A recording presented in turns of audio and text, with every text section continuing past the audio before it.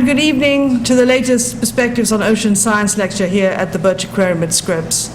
My name is Dr. Nigella Hilgarth, and I'm the Executive Director of the Birch Aquarium. And we're just delighted to have you all here this evening, and it gives me enormous pleasure to welcome our speaker tonight, Dr. William Gerweck. Just earlier this evening, Bill Gerwick told me that his connection with Scripps goes back even further than I thought. He first came here on a high school program from the National Science Foundation to actually learn about oceanography. So he says that he's had a very long love of Scripps since that time.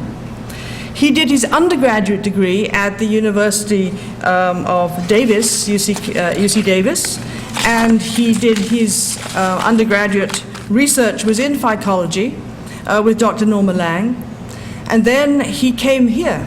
He was a graduate student at Scripps Institution of Oceanography, and he worked with Bill Fennicle, many of you know Bill and have heard him speak in this lecture series. And did his main graduate research was in marine natural products.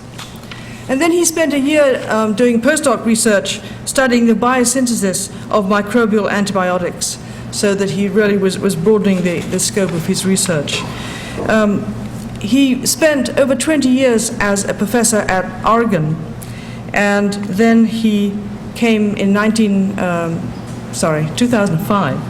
He came as a professor of oceanography here at Scripps Institution of Oceanography. He also has an appointment as professor of pharmaceutical sciences at the Skaggs School of Pharmacy at UCSD, and he's also a member of the Moores UCSD Cancer Center.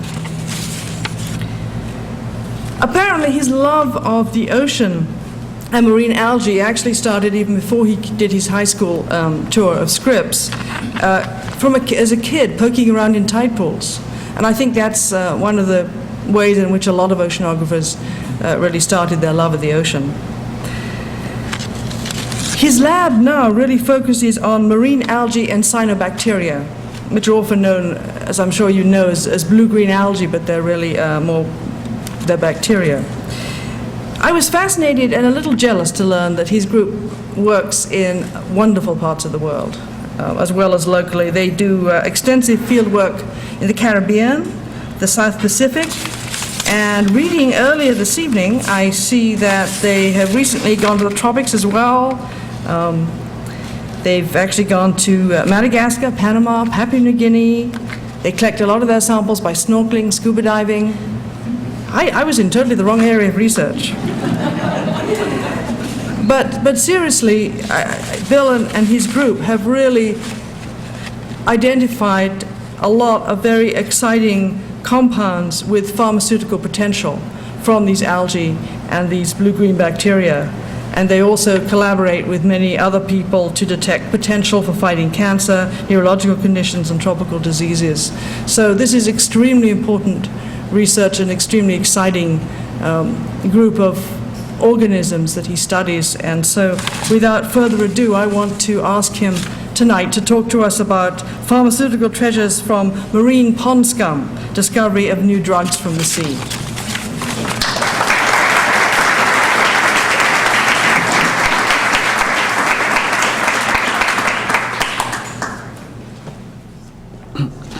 Well, thank you for that very nice introduction, and also let me thank Cheryl Peach for the opportunity to speak about some of our research here tonight. As you can imagine from knowing a little bit about my history with Scripps, you'll recognize and I think appreciate how exciting this is for me to be standing here before this audience in this location and give a talk about our research. So it's really with great pleasure that I share our results tonight. I particularly have enjoyed this flyleaf cover from an old Smithsonian volume on the sea, as the painter of this painting has depicted an undersea scene that has captured something of the fascination that I think we all feel for the sea, the exotic nature of the organisms that live there, with their unique adaptations.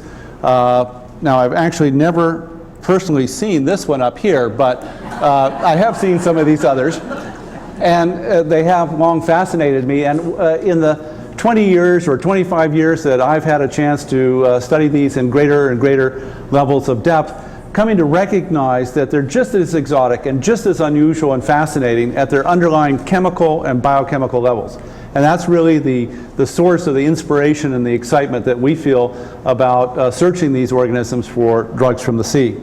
I also, with my title, poke a little fun at our own work that to some they would look at these blue-green algae drifting around in the sea and think that this is pond scum, you know, it's kind of ugly stuff. No, to me they're beautiful, gorgeous creatures for their metabolic capacities to make an amazing diversity of really exciting molecules. Now, before I go on with the talk, I would like to do two things with this slide. One is really acknowledge that I'm having the great joy and opportunity to talk about the research tonight. It's really these folks that are doing the work, and really want to acknowledge and make sure that that's appreciated. I also want to make note of the fact tonight is September 11th, and we're at our 5-year anniversary from terrible events that transpired. And I look at this group of people, and as you know, I moved here about a year ago from Oregon, and we're excited, we're enthusiastic, we're really having a lot of fun being here at Scripps, and I'd like to offer my thoughts that we should meet some of the tragedies that have befallen us and look with enthusiasm and excitement about what we can do and contribute.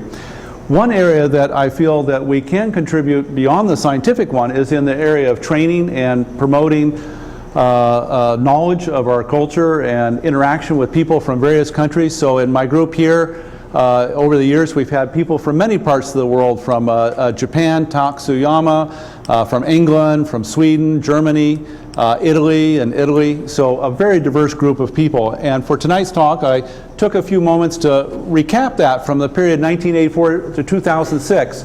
People that have been in my laboratory during that time have come from all parts of the globe, although there's a few absences I'm working to correct. But a lot of students from the United States, obviously, but from Panama. I have a postdoc right now from Panama in my laboratory, from elsewhere in the Caribbean, extensively in Europe. One of my first graduate students was an Iranian individual. He now lives here in San Diego as a very fine scientist in a local biotech company and doing very well in his life. Extensively in Asia and Southeast Asia and Africa. I'm tremendously proud of a student, Eric Andrianasolo, whom I first met in Madagascar and later came on a Fulbright scholar to my labs and is now a very fine scientist. So I think we can do a lot in another arena, that is promoting something of the United States and knowledge of each other through scientific mechanisms. Well, back to my talk. The oceans, you know, are 70% of the global surface. They have a tremendous biodiversity of organisms, and that biodiversity represents a huge resource of organisms and of genetic capacities to produce molecules that could be used as drugs to treat human disease. And I know this is well known to you all, but let me just recap a little bit of the logic behind some of this. First, we all appreciate having effective drugs. When we go for treating an ailment that we might have, we want a safe, effective, and hopefully low-cost drug. And there is this expectation that drug therapies are going to increase in time, that they're getting better, and they're getting more accessible to all of us. So that requires a continued effort by a wide range of scientists in many different disciplines to really bring drugs from the inception of a discovery all the way to the clinic. And my eyes have been opened and continue to open to how complex that process really is. Natural products, though, have played a key role, a crucial role, in inspiring us and teaching us about different kinds of organic molecules and how those might be useful as medicines. And just looking at the track record, some 45% of our best-selling drugs actually owe their origins back to natural products, and 37% of all drugs in the clinic today derive from natural products. So the marine environment is very rich in species. A lot of these former discoveries come from terrestrial plants and microorganisms in the soil. And now we're seeing, from the last 20, 25 years of effort, an increasing number of compounds coming from the sea that are going to be or already are useful in treating human ailments. So if a pie chart can illustrate this perhaps even more effectively. This is from a fairly recent review in a Journal of Natural Products, where these green pie sections of the pie illustrate that fraction of our anti-cancer drugs that come from natural products. And you can see it's fully about 40% directly come from natural products. A growing number are biologics, which are very effective drugs. These proteins and other classes of molecules produced by molecular biological techniques, they're also very expensive drugs, and that's one of their limitations. These other various sections of the pie are in various reds and pinks, represent different kinds of synthetic molecules, where synthetic chemists are creating these molecules at the bench. Where are those chemists getting their inspiration? Well, some very knowledgeable folks at the National Cancer Institute that created this review tracked back these various synthetic compounds and realized that many of them, they also owe their origin to natural products.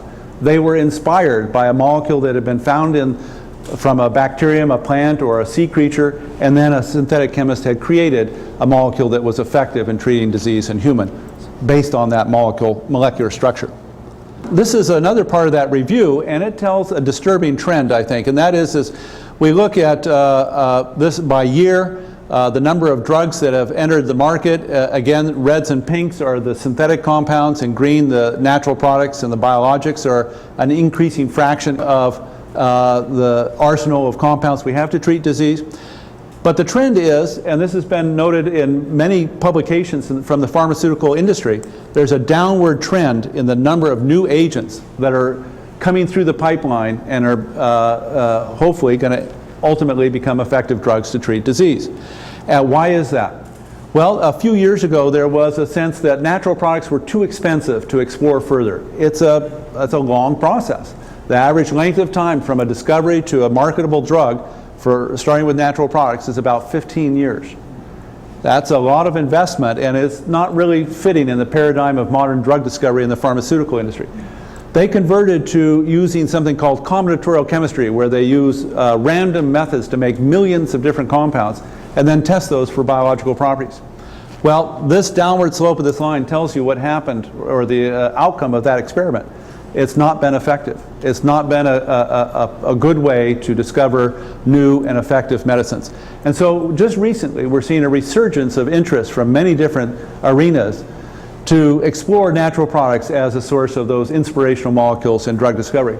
And I'll be speaking later this year at the American Geophysical Union to a large audience of folks that would like to, and also at the American Cancer Researchers annual meeting, to groups that would like to hear more about the search for drugs from natural products and this resurgence of interest. So, where are we going to find these new molecules? We're accessing new kinds of genetic materials by looking at the oceans. And to date, a lot of our work has really occurred in the very shallow water, so there's quite a lot of excitement of going into deeper water and using new types of technologies to access these organisms. What kinds of tools do we need to investigate these types of environments, and technological advancements to get there and get samples back in living condition and effectively explore their biological and chemical capacities. We're also looking increasingly at shallow water tropical environments, and while they have been investigated, they are so rich we really don't fully appreciate how many species exist in these tropical reef systems even now. New species are a source of inspirational molecules, and I would say marine microorganisms are the great untapped resource at the present time, because we can only culture a very, very small fraction of those bacteria that live in the sea. And my colleague at Scripps, Bill Gerwick, has made some tremendous discoveries and advances in that area. But marine macroorganisms, such as the macroalgae, are still many of them live in unique environments that are difficult to access, and they haven't been effectively explored for their chemical capacities yet. So I'd like to just give a few examples, not from my own research, but from others. A good friend and colleague at Harbor Branch, Amy Wright, and her laboratory discovered from a deep sea sponge collected with a deep sea submersible, this sponge Discodermia. They found the extract when it was used to treat normal cells. The cells looked like this, where they're stained for their tubulin. Tubulin is the protein that's involved in separating the chromosomes at mitosis to make daughter cells. And what happens in the presence of this drug, she discovered, discodermalide, it causes those microtubules to bundle up and hyperpolymerize, thereby killing those cells. And it has a very nice selective activity to cancer cells. Here's a molecule that involves somewhat a bit of a sleuthing effort that went on in over a number of years by various laboratories. My colleague down in Arizona, George Pettit, collected the sea hares. It's kind of hard to see against this background. They're camouflage. These go around and they munch on lots of algae, particularly cyanobacteria or blue-green algae. And they ingest as food, but they also ingest their natural products. And this is one such compound that the sea hare is ingesting. It's a very complex lipopeptide that was named as dolastatin 10. And this is a very potent anti-cancer compound. Kills cells in infinitesimal small quantities of the drug are needed to effectively kill cancer cells. And right now, various analogs of that molecule are being created. So the inspiration is coming from nature, but to make a good drug, it needs to be modified so that it has proper distribution and absorption characteristics in the body. And as I mentioned, Bill Fennikel has done some amazing things in the last few years with his colleague Paul Jensen to isolate various new strains of bacteria from the sea. This particular strain gave rise to this unusual bicyclic, actually tricyclic molecule named selenosporamide A. And this has a novel site of action at killing cancer cells. It's a proteasome inhibitor. And there's a great deal of excitement in the local company here. Nereus Pharmaceuticals is advancing this. It's in clinical trials right now, at very early stage, phase 1 clinical trial for treatment of cancer. So what we're seeing are a growing number of really very exciting molecules coming out, mainly focused on treatment of cancer. So work in my lab is basically in this area of discovery of new compounds, particularly with an anti-cancer focus.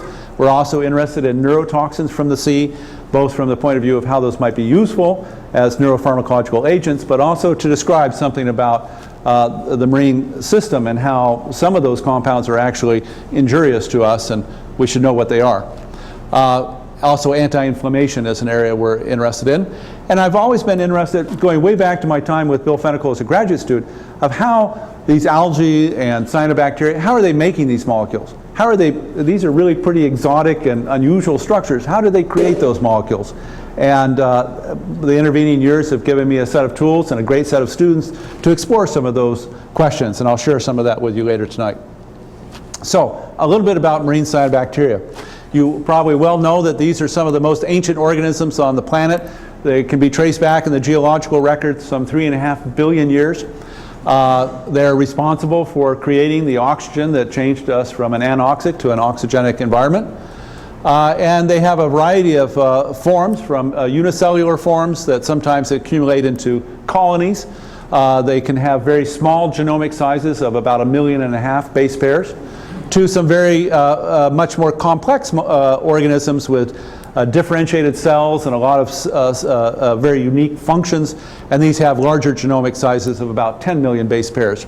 And they're abundant throughout the planet, many different environments: aerial, terrestrial, aquatic, and marine. And they do something, of course, the reason for my interest and enthusiasm is what they do in their secondary metabolism. So these are molecules that aren't involved in the basic life processes of reproduction and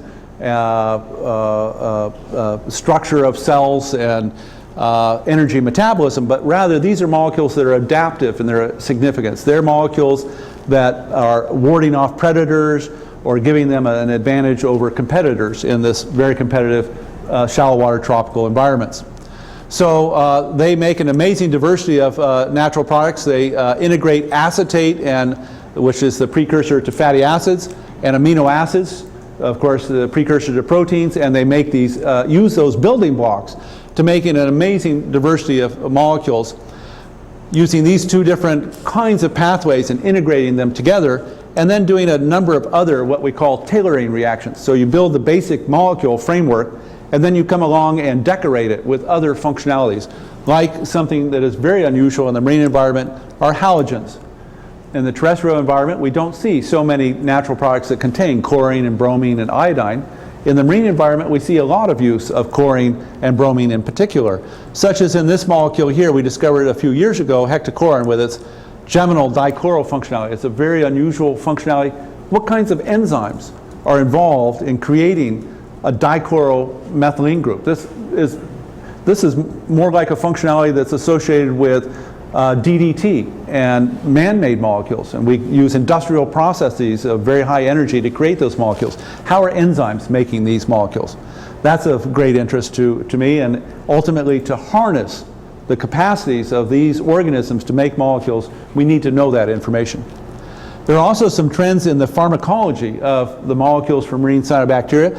They're very typically quite toxic to cells, mammalian cells, and they show some selectivity in cancer cells because they hit a couple of important targets in cancer cells and normal cells. But there is selectivity in antitubulin and anti-actin compounds.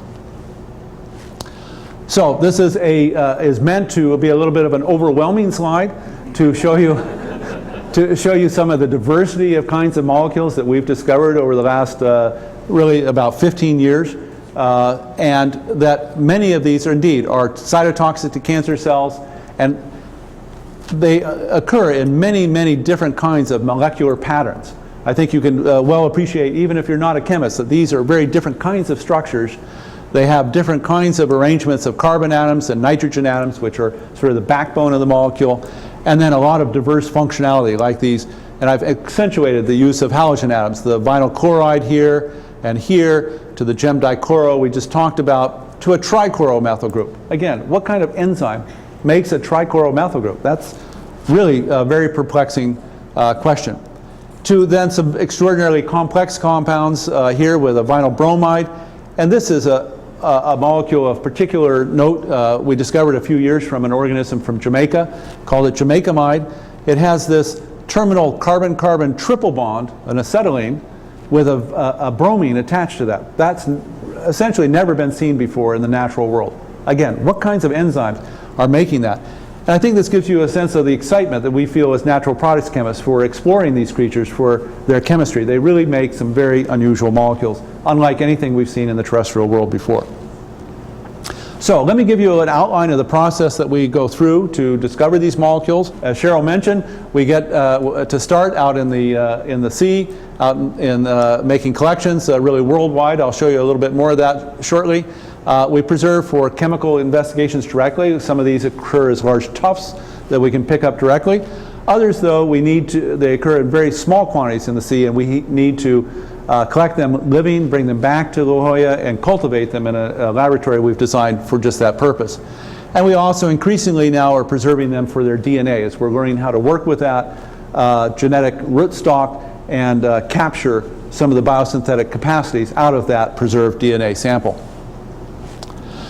We, from that, either from the culture or the chemistry, we get a biomass that we can then extract for its lipids. It's like extracting mint oil or something like that, except this is seaweed oils or cyanobacterial oils, and then we test those broadly for biological properties. Here at UCSD, we're having some very exciting interactions with the Moores Cancer Center, as was mentioned in the introduction, but we have a large number of collaborators in all facets of science. And when we find something that's very active, let's say with our testing with Novartis Pharmaceuticals for cancer, we get an activity back. Well, that's an exciting day in the laboratory, and we then use various types of chromatography. This is coming from a crude extract that's very complex, many, many different molecules in there. We want to know which one molecule is giving rise to that cancer cell toxicity. So we'll use the assay to guide that process to the active compounds, and then we can say it in 2 words, but this can take perhaps years to accomplish, elucidate the structure of that molecule. Those molecules I showed on a previous slide, those are quite complex and very challenging to figure out what those structures are. Those are new to human knowledge, and we have to determine those structures by fundamental principles using some very good instrumentation, which UCSD is really has in tremendous abundance. And that's really then the starting place for lots of other areas of investigation. How do these molecules work? What is their pharmacological mechanism of action? How are they killing cancer cells? Can we make that compound? Do we want to make it? I think we do, because we need access to these molecules in larger quantity if we're going to test them in additional models in mouse models and on up, hopefully eventually into humans. How are these molecules made? The biosynthetic process. Chemical ecology. Why do algae make these in the first place? What good? They spend a lot of energy creating these molecules. For what purpose? And if we're going to develop any of these into a pharmaceutical agent, there's a lot of effort that goes into pursuing that and assisting that and being a promoter of it. It doesn't happen on its own. I had a experience some years ago with the pharmaceutical industry that we bring through this process, we bring these leads to the table, and the industry people around the table would scratch their heads and think, well, we can exclude this one because it's kind of greasy. We can exclude this one. So they were looking at ways to exclude from further consideration so that they had less work on their table. You have to be a proponent of these molecules in that situation and push them forward, or somebody's going to say, no, we've got a better lead over here. Okay, I thought also for this audience it could be useful to see and put this in some perspective. That drug discovery effort that we went through in the previous slide, that's really the starting place. Here, a discovery-based program which is finding new chemical types with a desired biological property. That's really the starting place for what you're perhaps thinking in drug development. Is we then go through a preclinical evaluation for efficacy in animal models, and we do some toxicity evaluation. Then we have the phase 1 clinical trials, which are very early stages. They're basically used to establish a maximum tolerated dose in humans. If one sees efficacy in a phase 1 trial, that's fantastic, but it's actually not usually a requirement. Usually the study is designed in ways that you're really just trying to see what dose should this be given at to see a safe dose in a human. Phase 2 trials is where you're really looking for efficacy, and that's still in a fairly limited set of patients. Phase 3 trials, where we evaluate for efficacy in a much larger group, is where where the pharmaceutical industry would get very, very excited. There would be a diverse set of patients there, and it would be compared to existing agents typically. And finally, then that would lead to clinical application of a new agent. So this is why it's really a 15-year process. It's a very complex and involves, well, current estimates for development of some classes of agents is someplace around $700 to $800 million to take a drug from discovery all the way to the clinic. So the world is our playground. We make collections, as I mentioned, around the world. This map is really a wonderful one of the terrestrial environment. I wish we had such a map for the sea. This is mapping biodiversity of vascular plants on the land masses, and it does tell an essential story that is reflected in the oceans, but perhaps not on a one-to-one degree. But generally speaking, in the high latitudes, we have lower biodiversity. In the tropic belt, we have high biodiversity, is indicated in reds and purples. And areas of high biodiversity means we have a lot of species in the same area that are all competing for space, for sunlight, for substrate, for nutrients. That's interspecies competition is what is believed and has been shown in quite a number of cases, is what is stimulating the production of all of these very fascinating molecules that we've been studying. So our collections have been at these locations from the South Pacific, Papua New Guinea and Madagascar, as was mentioned, and South Africa, as well as extensively in the Caribbean, and from my previous days in Oregon, we did a lot of collections up there. And we collect out on some beautiful environments out on this reef crest. That reef crest is actually dead coral, but it's rather soft to walk on because it has a thick layer of cyanobacteria, which are especially adapted to the very high sunlight conditions of that kind of a tropical environment. We also use scuba diving to collect some of these cyanobacterial mats that occur. This is actually about 60 feet of water off the Pacific coast of Panama, and we could roll that thin veil of cyanobacteria and collect it into these bags, or other times it's just small turfs that we're able to collect small amounts of cyanobacteria. These are the kinds that we need to bring back to the laboratory and culture if we're going to get enough biomass to study their chemistry. The mangroves are also a very, very rich environment for us. Of course, the mangroves in Papua New Guinea are sometimes a little iffy to dive in. That's where one has the saltwater crocodiles. And we occasionally see these guys too. So we bring these organisms back to the laboratory, and we treat them as microorganisms, and we grow them on petri dishes as well as in these multi-well trays, and isolate from very complex assemblages of cyanobacteria into individual species, and then we grow them up in the laboratory. And I think they're beautiful creatures. It's like emeralds on a string. These are the heterocysts, the site of nitrogen fixation, and this one known as Hormothamnion and Pteramorphoides, and it makes some very interesting natural products. But we grow these up in the laboratory in flask culture initially, and then into these pans. Others of these, some people think that's not a beautiful cyanobacteria. I think that's a... And then we take it into our modern chemistry laboratory. This is actually the pharmacy museum in Heidelberg, where some of the very earliest pharmaceutical research took place. Now we have a beautiful set of laboratories down at Scripps, and we're just about to move into some additional laboratories up at the Skaggs School of Pharmacy. So it's very exciting to have access to the beautiful resources and facilities here. So we test broadly for biological activities. As I mentioned, we're really focused on cancer. We have a long-standing interaction with Novartis Pharmaceuticals, very sophisticated screening against the newest targets that are being revealed in cancer cells. We also have another NIH-supported grant with this individual, Fred Valeriot, in Detroit, and we're doing some work in our own laboratory as well as with the Moores Cancer Center. Agrochemicals with Dow AgroSciences, screening for insecticides, herbicides, and fungicides. Neurotoxins with a colleague down in Georgia, using various techniques, including more recently a flipper assay looking for calcium mobilization in cells as a general indicator of neurotoxins. And we do some tests in my laboratory. I have a very fine technical staff that's working in that area. We do some anti-inflammatory and antimicrobial screening, both at UCSD as well as, I should add, in Panama, where we're screening for anti-malarial, leishmaniasis, and Chagas disease treatments. And the star of the performance in my laboratory, and tonight, is this organism here, Lyngbia majuscula, known as mermaid's hair, but probably more aptly known as fireweed.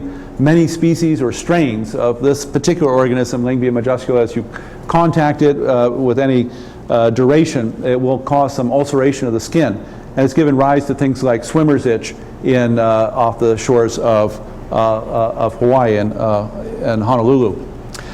So it's found in the tropics, subtropics. It is associated with degraded environments, so that's a concern to all, but it's actually a boon to us. There's more cyanobacteria for us to collect. And it is an extraordinary producer of natural product structures. So I'm going to tell you a few stories that illustrate this. There's a little bit of chemistry in here, but not so much, and I think it won't dissuade anyone from, I hope, from the rest of the talk. These bays on the leeward side of Curacao, actually Curacao has a lot of environmental degradation problems owing back to many years. I think during World War II, as a crossroads in the Caribbean, it had suffered a lot. But there are some bays that are rather pristine still and have these fringing mangroves, and this is a rich source of cyanobacteria that we've collected over the years. And we collected one there that had some very good toxicity to 3 different models of potential functions that these compounds might show in nature. Warding off fish, so fish toxicity, warding off marine mollusks, so snail toxicity, and warding off other kinds of small arthropod herbivores. So we used the brine shrimp model. And this particular extract was very, very active. So we then went about our sleuthing of what's the active compound. And amazingly, these activities separated as we separated the compounds. This is depicting a chromatography. Chromatography is nothing more than when you use some black ink on paper and you get it wet and it separates into blue and red inks. That's chromatography. We're doing the same thing at a more sophisticated level to separate out those different kinds of molecules. And when we did that, in the least polar materials, we isolated these brine shrimp toxins, which turned out to be very, very potent cell toxins, cancer cell toxins in particular. And these molecules are very unique for this juxtaposition of this 5-membered and 3-membered ring, and I'll have more to say about those shortly, because they've become exciting leads as anti-cancer drugs. But this extract illustrates something that I think is quite phenomenal, how rich these organisms are in their natural products chemistry. From slightly more polar fractions, we have these molluscocidal toxins, They're very unusual compounds. I actually showed you the structure earlier. It has a trichloral methyl group, and they have very good molluscocidal activity. From even more polar fractions, we isolated some complex cyclic lipopeptides, and these are fish toxins at a par with the fish toxins that are found down in the coasts of Florida that cause so much fish toxicity there, and millions of fish to wash up on the beaches due to a compound known as brevetoxin. This molecule, which we call anticancer, is just as potent as that molecule as a fish toxin. Some other fish toxins of different structure from more polar fractions, and finally some other cancer cell, not toxins, but anti-proliferative agents. They hold cells in a stage of non-proliferation, so it's not dividing. And these are quite unique linear lipopeptides. So one extract yielded all these diverse compounds, all this structural diversity. That's a gold mine. So, as I promised, I would talk a little bit more about curacin A. It's been an important lead for our laboratory for a number of years now because it's a relatively simple structure. This sort of looks a little bit like a drug in terms of its size. It's a little bit lacking in polar functional groups, so it is a little bit greasy, but it is very effective in treating cancers in certain types of animal model systems. And it does have this very unusual juxtaposition here, which is a part of its essential biological properties. It's exceptionally potent at inhibiting tubulin, that same protein that we talked about earlier, from operating. It works by a different mechanism, and it's active at 1 to 10 nanomolar. How active is that? Well, it's like putting about a drop of this compound into a swimming pool of cancer cells and killing all of those cancer cells. It's that potent. This is a very, very potent compound. And it's under some continuing development now that I'm down here at UCSD by the Moores Cancer Center. They're looking at including this molecule into little nano machines that would go in, search out cancers, and deliver a spectrum of anti-cancer agents directly on a cancer, which is a very exciting concept, and I'm excited to be a part of that. So here's just, again, depicting the mechanism. We have a normal cell division process, and so we have, at this stage of mitosis, the separation of the chromosomes in dark are organized in a microtubule network that organizes and provides the motive force for pulling those chromosomes apart, and that's the process that's so potently interfered with curacin A. So, as I mentioned earlier, I'm very interested in how these molecules are being created, their biosynthesis. And so with these cultures, we were able to bring this back from curacao in living condition, grow it in the laboratory, and then feed in precursors like the amino acid glycine or these components that are the precursors to fatty acids. But we incorporated, or we fed them into the cultures, not as the normal form that occurs in our bodies, but rather in a form that's enriched in certain isotopes. Oceanographers for years have used isotopes as a way of tracing processes. We use it in a slightly different way. We buy these acetate enriched with C13 or amino acids enriched in C13 or N15, feed these to cultures of the organisms, watch their incorporation into the molecules. If we choose these correctly and properly, this molecule goes in and enriches some of the carbon atoms or nitrogen atoms in the backbone of the molecule with that isotope. And then we can observe that by nuclear magnetic resonance spectroscopy. So we can really map out how that molecule is being created by a series of acetate units and then the amino acid cysteine and then another series of acetate units to create this overall structure. But how is that occurring? I mean, those are the units, but which comes first? Does it start here and go that direction, or does it start in the middle? How to get that deeper level appreciation for how the molecule is being created? That's where we've had to turn to molecular genetics and molecular biology. And this is a concept slide. It's not 100% accurate, so please forgive that, any of you that are molecular biologists, but I think it illustrates the process quite nicely. Is what we found in the cyanobacteria, and this is true for other prokaryotes, is that the set of genes that codes for a set of enzymes that create these molecules, they're all clustered together. They're not spread out all over the genome of the organism, but they're clustered together physically. And that really aids in their discovery and description. And the way that they work is really, I think, one of the most fascinating discoveries of the last 15 years, is that they're clustered together, and by the process of transcription and translation into proteins, we form a series of proteins that work like a miniature assembly line. These enzymes work in exactly the same order that the genes code for them.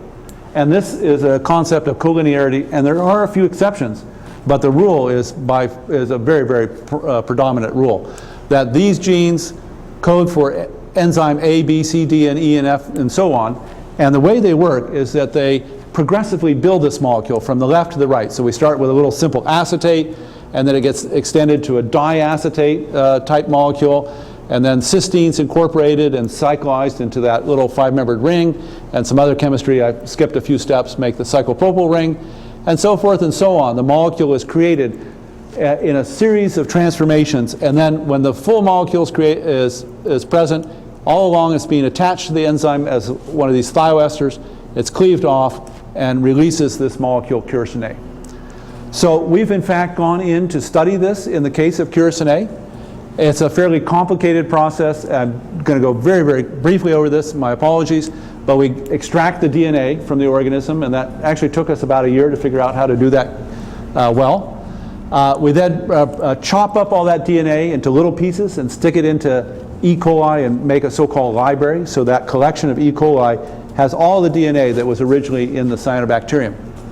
And then we design some probes, which is a little complicated to describe, but it allows us to target certain sections of the DNA that we would recognize as having part of the curacin A gene cluster.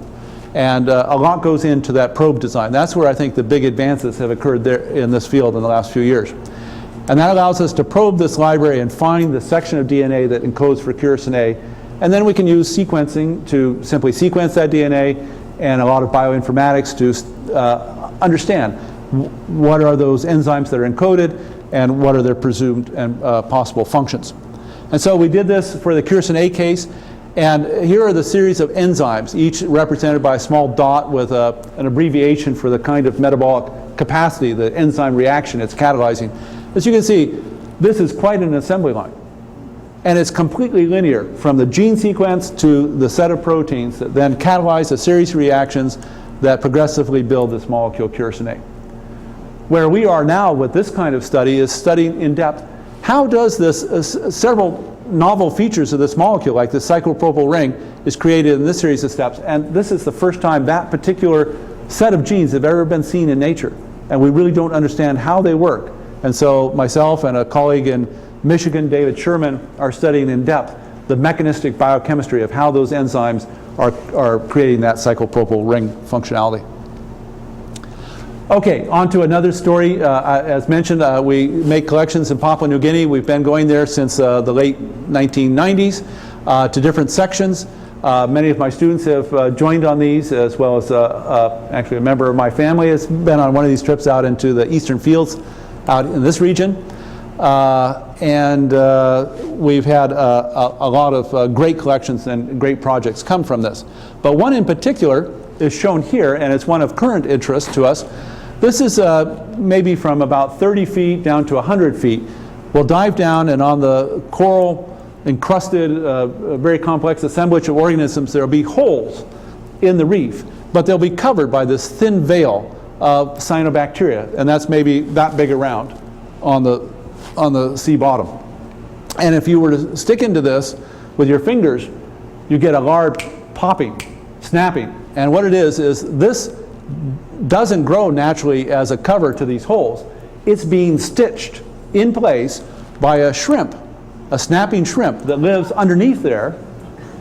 And this is its protective cover, and it defends it quite vigorously. And you can actually, a student or two have drawn a little bit of blood from one of those one time. But it is a cyanobacterium, typical cyanobacterial morphology. It is actually a Lingbia, a different species, Lingbia bolanii, and it's very, very rich in its chemistry, and we've been studying that for a number of years. And this is one molecule that we're very excited about. The history is shown here. We and another group in Hawaii discovered the molecule at the same point in time. Dick Moore, a giant in this field at the University of Hawaii. Dick discovered with his students this molecule at the same time we did up in Oregon, and we've been pursuing it. They found no in vivo anti-cancer activity, but in our work with this individual I mentioned earlier, Fred Valeriot, we found it was very potent and selective cytotoxin. And Fred has some different ways of looking at these cytotoxins, and he found that this cytotoxin, that the way that they had done the assay previously by Dick Moore, that they had used the wrong schedule and dosing regimen, and they would never see activity given some of the properties of the molecule. So this is a very exciting lead for us. Actually, the student, Henrik Lutsch, is continuing to study the mechanism, and he and I are working in some collaboration there. But it's a very high priority lead for us. We're re-isolating the compound. We're cloning the biosynthetic pathway, because I didn't mention that, but that's one of the goals of that cloning, is not only to understand how they're created, but if we can capture that pathway and that set of genes, we can put it into another organism that we might be able to grow very easily in the laboratory and provide a steady supply of some of these molecules. And we're also working with others on chemical synthesis of these molecules. So now a third story that I'd just like to tell you tonight comes from some of our work in Panama, another site that we've been working since early 2000s, but it's a program that started in 1998. And I'm the principal investigator since 2003 of this program. It's a fairly large program, $3.7 million over the last 5 years, and it's funded through the Fogarty International Center. It's something that's quite unique. It gets money from these three agencies. They usually don't work well together, but they're working very well together under the context of the Fogarty International Center. And it has a very complex set of interrelated goals that it's been fascinating to be a part of this program. And I'm just so proud to be a part of this program, because we're combining drug discovery from terrestrial plants as well as marine algae and cyanobacteria with assays that are of relevance to the people in Panama. So tropical diseases, malaria, leishmaniasis, Chagas disease, and also dengue. But these diseases are increasingly afflicting many more people in the world, and malaria, of course, is probably the largest disease by number in the world. We also screen for anti-cancer and agricultural compounds. Isolate structures and determine structures. Isolate compounds and determine structures. And then we also are we integrate those goals with developing scientific infrastructure in Panama. Much of this work goes on in Panama, at the University of Panama, at the Smithsonian Tropical Research Institute, and at the national laboratories called Indicasat, which is a site on the previous canal zone. Very nice facilities. So we are funding a lot of people there, and laboratories are there because of this program. And it's changing the culture of science and scientific exploration in Panama little by little. It also is involved in biodiversity inventories and conservation, economic development and outreach in Panama, and it's being done with a very keen sense of safeguarding intellectual property so that Panamanians will derive benefit from any of these discoveries. Not only at the end of the process, but during the process. That is, by participating in the scientific research and through training of young Panamanians. So as I mentioned, I have a Panamanian scientist currently in my lab here at Scripps. So Panama, lying east to west, has this amazing set of coastline, both in the Caribbean and Pacific, many unique collecting habitats, and a lot of great specimens coming from there. And I'm just going to not really go into any detail, but we're quite excited about these lead compounds. They have anti-malarial activity. They're, again, lipopeptides with a terminal acetylene, so several very novel structural features. The most exciting one is this one here, because it shows to Plasmodium, the disease-causing organism for malaria, 6 micromolar, but in the host cell, it is toxic at 182 micromolar. So it has about a 30-fold window of therapeutic selectivity. And finally, as I mentioned, I'm very excited to be here at Scripps and at UCSD for many reasons, including the Moore's Cancer Center. Dennis Carson and Wolf Lozado have been exceptional colleagues and have welcomed us to the university, and we've had some great interactions already, screening our marine cyanobacterial compounds to models for angiogenesis, to inhibit the blood supply to tumors, is a very exciting and increasingly promising therapy for treatment of cancer. And unfortunately, I can't show you the structure, so I made a big red X. That's not a computer problem. But this is probably the most exciting discovery we've had in my career. It's a molecule that was in our compound collection. We sent this up and tested with them, and they kept testing down and down and down, and it was killing all the cells, this model for angiogenesis. It's active to 10 picomolar, so that's the most potent compound we've ever encountered. And it works by a mechanism that may be very, very exciting in the angiogenesis area. So it's already been into a zebrafish model, which is a model that is used extensively here at UCSD and increasingly throughout scientific worlds, and completely stopped the growth of new vasculature in that fish model with no toxicity to the fish at all. So it seems to have quite good selectivity. And we're working on synthesis of this in my laboratory right now.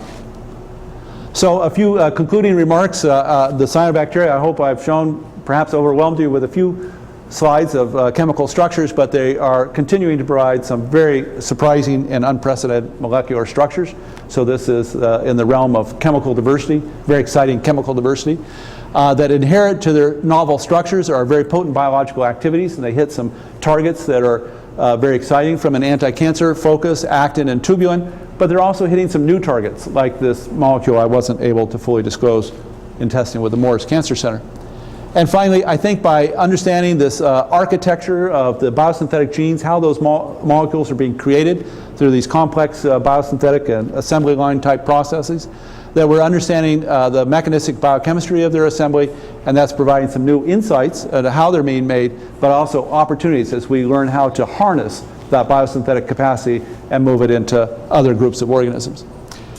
I do have a couple of other final thoughts that I thought I would share with you. Is that I'd like to speak to the educational role of what we're doing here, and I think that by this type of research, very multidisciplinary in its focus, we have a lot of collaborations on campus and off campus. It's creating a very compelling educational environment at the graduate level and also the undergraduate level. And we have some undergraduate researchers in my lab down at Scripps. It's exciting to have them involved. That UCSD's students, I think we should recognize, are being sought for top positions throughout the industry and government, academic science positions, and that they become leaders. These are the cream of the crop, and they're going on, they're the leaders of tomorrow. They're going to chart the new directions in drug discovery and some of these research areas. So it's exciting to be involved in their education. And finally, that what's being created and been created with Bill Fennicle and John Faulkner for many years, and being restored and infused with some new energy from myself, Ted Malinsky, a new hire in chemistry, and Brad Moore, as I mentioned, a new hire down at Scripps, is we have an amazing drug discovery program. It is without a doubt the finest program in the world to have this accumulation of researchers. We're all sort of at the top of our game, and we're connected and collaborating in some very interesting ways, and I think it's a national asset that we should recognize and appreciate, and see some new ways that we might foster it to engage in some highly synergistic research. So finally, just some names. Current students in my laboratory. I still have one student up in Oregon, but a great group of students down here at Scripps. And research associates, a little bit still going in Oregon, but a group of postdocs in the laboratory. Actually, one postdoc that's permanently located down in Panama with that program, and some other staff members that contribute greatly to the group. And then, as I mentioned, collaborators. My chief amongst these is, of course, my wife, who's also a PhD scientist associated partially with my group and partially on her own research, and visiting professor in the lab, Todd Capson from Smithsonian Tropical Research Institute. He was really one of the chief architects of that program in Panama, and it's been a great association and great to have him visiting this year in my laboratory. But as you see, from around the world, we've had many, many fine collaborations. Other colleagues at UCSD, Scripps, as I mentioned their names a few minutes ago, and this is largely funded by the NIH as well as a few other programs. So with that, I'd like to finish and take your questions, and again, it's been a pleasure to be here tonight. Thank you.